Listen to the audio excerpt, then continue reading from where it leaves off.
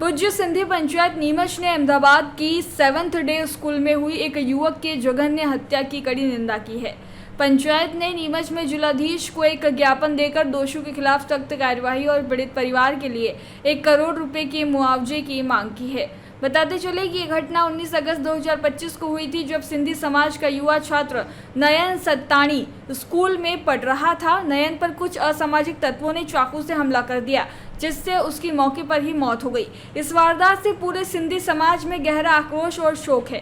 पूज्य सिंधी पंचायत नीमच ने इस घटना को स्कूल प्रबंधन की घोर लापरवाही का परिणाम बताया है।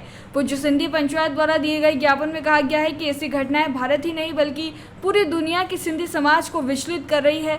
उन्होंने अहमदाबाद जिलाधीश से अपील की है कि वे इस मामले में तुरंत संज्ञान लें। ज्ञापन में मुख्य रूप से 2 मांगे रखी गई है। इस जघन्य अपराध में शामिल सभी दोषियों और लापरवाही बरतने वाले स्कूल प्रबंधन के खिलाफ सख्त कानूनी कार्रवाई हो। नयन सत्तानी के परिवार को 1 करोड़ रुपए का आर्थिक मुआवजा दिया जाए। ज्ञापन देने से पूर्व सिंधी समाज जन हेमू कॉलोनी चौराहा पर एकत्रित हुए। यहाँ श्रद्धांजलि सभा आयोजित कर 2 मिनट का मौन रखकर नयन सत्तानी के आत्मा की शांति के लिए प्रार्थना की गई। इस अवसर पर ईश्वर आहूजा, महेश वर्धानी, किशन अंदानी, राजकुमार मंगनानी, मनोहर मोटवानी, मोमू लालवानी, गजेंद्र चावला, लक्ष्मी प्रेमाणी, दिव्या लालवानी, लोकेंद्र फतनानी, राजकुमार रामनानी, रमेश केवलानी और समाजजन मौजूद रहे। भारत का ब्लॉक बापजी एएससी ब्लॉक, मजबूती ऐसी स्टील जैसी, न रेती न सीमेंट न तराई की है झंझट। भारत का नंबर 1 ब्लॉक ISI व ISO मार्क से प्रमाणित भी है। MP राजस्थान का सबसे अत्याधुनिक प्लांट। अगर आप भी चाहते हैं बापजी एएससी ब्लॉक मंगवाना तो आज ही संपर्क करें। Jhanjharwada industrial area, Neemuch, Madhya Pradesh. Contact number screen पर मेंशन है, जल्द ही संपर्क करें। श्रद्धांजलि कार्यक्रम आयोजित हुआ, इस तरह से क्या घटना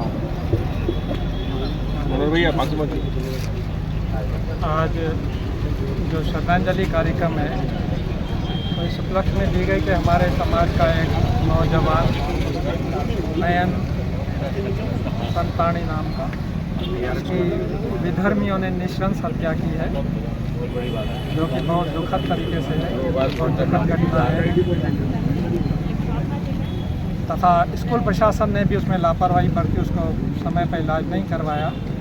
तो दोनों दोषियों को कड़ी से हम समाज इसलिए इकट्ठे हुए हैं कि हम आह्वान करें संबंधित प्रशासन से, सरकार से, कि उन दोषियों को कड़ी से कड़ी सज़ा मिले कि इस तरह की दुर्घटनाओं की पुनरावृत्ति न हो। घटना कहाँ पे? अहमदाबाद। आज ज्ञापन वगैरह भी दिया जा रहा है। ज्ञापन के लिए अभी हम जा रहे हैं, कलेक्टर कार्यालय जा रहे हैं। क्या मांग है?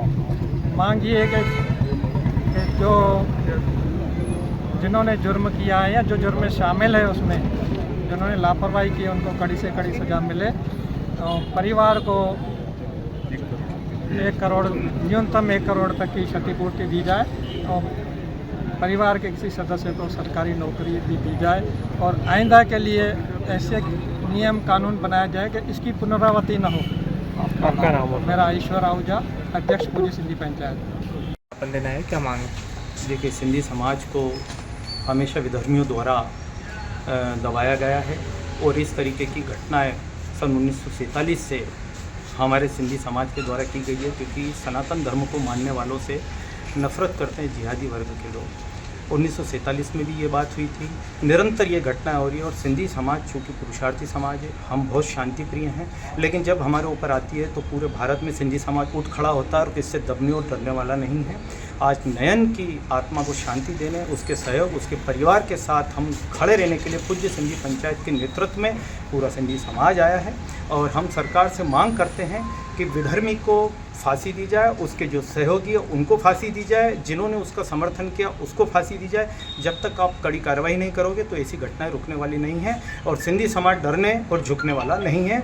जब तक उसको फांसी नहीं होगी, ये आंदोलन हमारा निरंतर जारी रहेगा। आज यहाँ पे आए, आपने साहब से मिले, क्या आश्वासन मिला? साहब ने बिल्कुल कहा है, बोले मैं व्यक्तिगत रूप से जिलाधीश महोदय के माध्यम से इस ज्ञापन को आगे बढ़ाऊंगा। बहुत ही दुखद घटना है, उन्होंने भी इस घटना की निंदा की।